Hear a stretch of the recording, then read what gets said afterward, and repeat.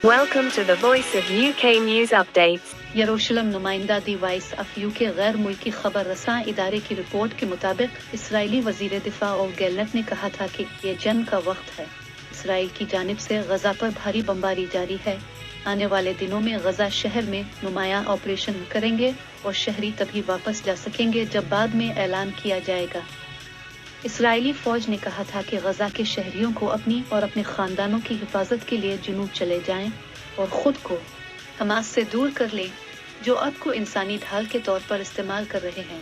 अलावा अजी इसराइल की जानिब से ज़मीनी हमले के खदशात भी बढ़ गए हैं। इसराइल गजा की सरहद पर ज़मीनी हमले की तैयारी कर रहा है और इस हवाले से फौजी दस्ते, भारी तोपखाने और टैंक जमा किए जा रहे हैं।